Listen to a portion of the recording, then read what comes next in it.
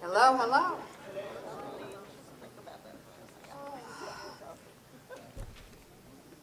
I think Tina Cap is a hard act to follow.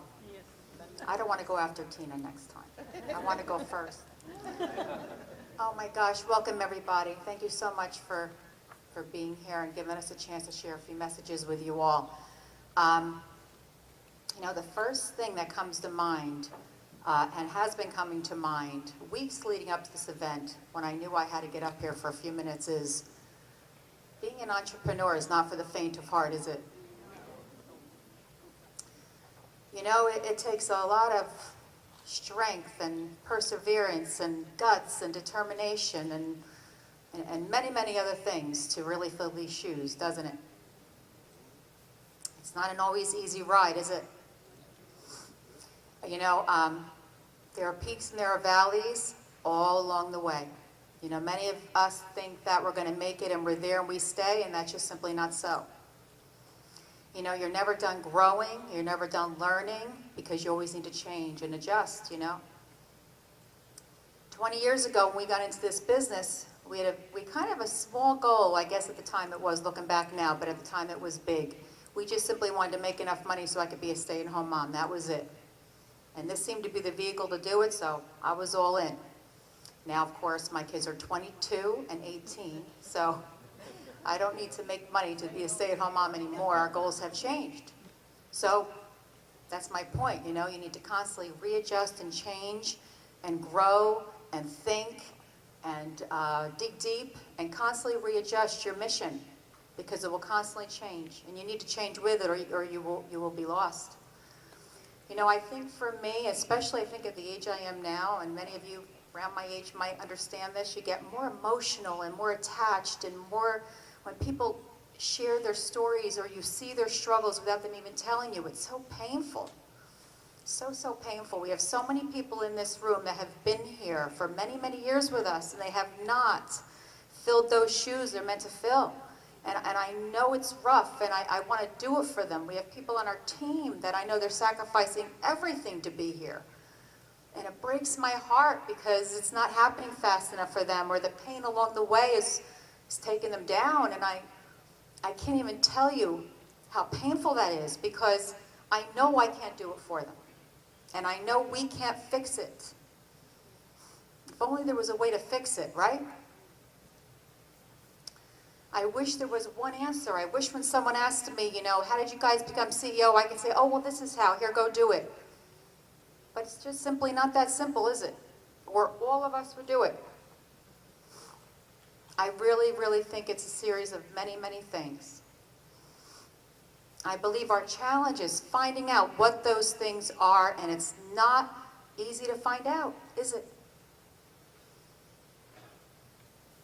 Many times we sit and we dig deep and we go, well, just tell me what to do when I'll do it. And I think it is because it's very rarely one thing we're doing wrong. It's very rarely one thing we have to change. I think it's a series of many things. I kind of look at it like a puzzle. There's many, many, many pieces to this unbelievable puzzle. And maybe every meeting, maybe every mentor's message, maybe every partner we meet, maybe every person, recruit we come across is going to have another piece of that puzzle, or maybe it's about adjusting some of our puzzle pieces that we thought fit and they don't anymore. I think it's many, many things, and I think it's always tweaking what we think we're doing right but maybe not, or what we know we're doing right but maybe asking our mentor, are we doing that right? What do you see that we need to do different? Don't be too big for your britches. Ask for help. Sometimes it takes someone outside of you to look at you and say, I know exactly what you need to do. You need to do this, then you need to, guess what? Go do it. But to me, the saddest part are when people know what they're doing wrong or what they're not doing, and they still don't do it. That I just don't get. I got to be honest, I just don't get it.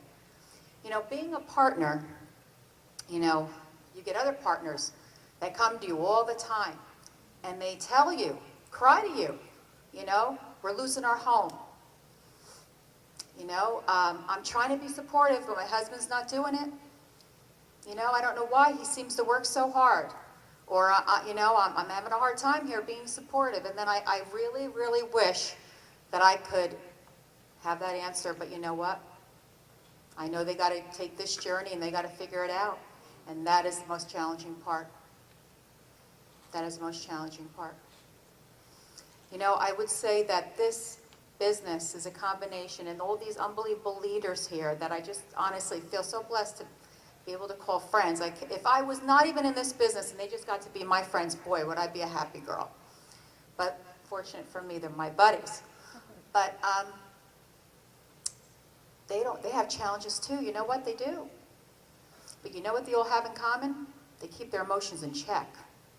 They're not all over the place. Does it mean they worry? Of course they do. Do they have fear? Of course they have fear. Are they really annoyed and frustrated with this business at times? I'm sure they are. But would they ever put that on your shoulders? Not for a minute. Not for a minute. And you should not either, because if you're in this room, you're a leader. It's not your team's responsibility to carry your burdens. It is not. If you're a complainer, you're not doing our business proud. If you're a complainer, you're an employee. You're not an entrepreneur. If you blame your upline, sideline, downline, the home office, your recruits, the people that don't show up, if that's what you do, you're an employee. You're not an entrepreneur. It's as simple as that. You're just not. Now, maybe you will be someday. I hope so. But some of you really will not, because you will never dig deep enough and want to look at yourself to really be real about what the problem is.